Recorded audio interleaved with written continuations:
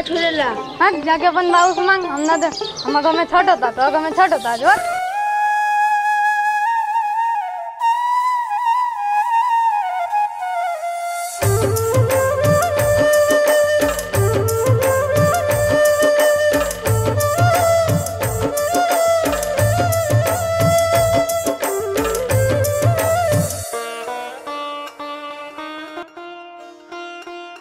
पापा हमने घर छठ ना होई का? कहीं का भाई बेटा? बालका पापा घर छठ होता, भैया खूब पटाखा ले लो, मम्मी कहते हैं तेरे घर छठ नहीं के होते। छठ हुई बेटा, तू जा खेला।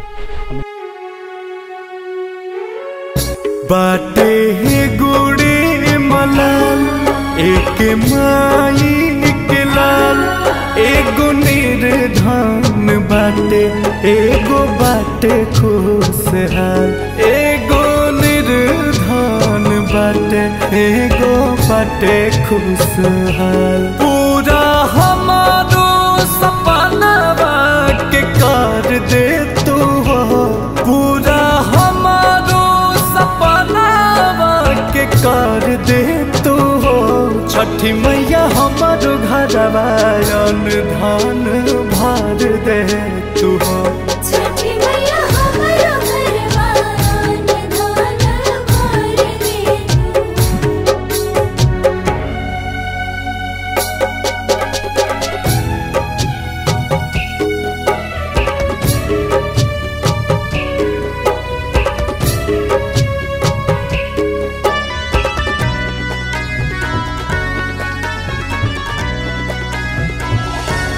करे अखिया के लोरावा सफलिया हो, रोते बितल राग बोलियो दिवलिया हो।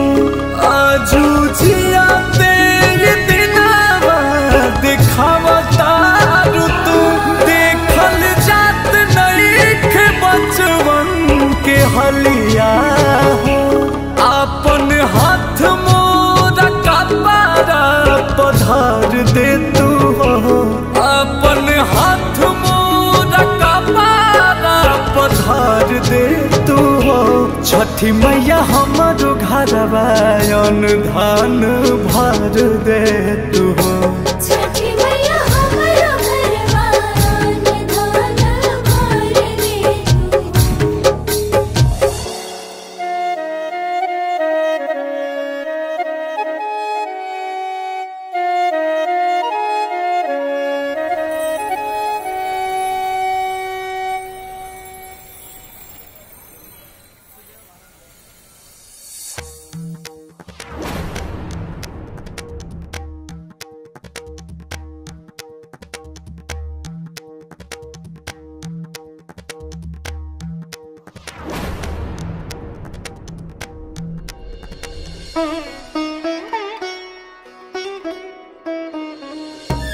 केहू खुनावा से दूर हो के कैसे जी हो, बोस नियन नहीं दुनिया में भाई मिली हो। जवन भइल भूल ओकर आपसोस बाटे हो, सब हमारे में देवरोजी दोस्त बाटे हो। सोझा कहीं तोहारे सूरज देव ना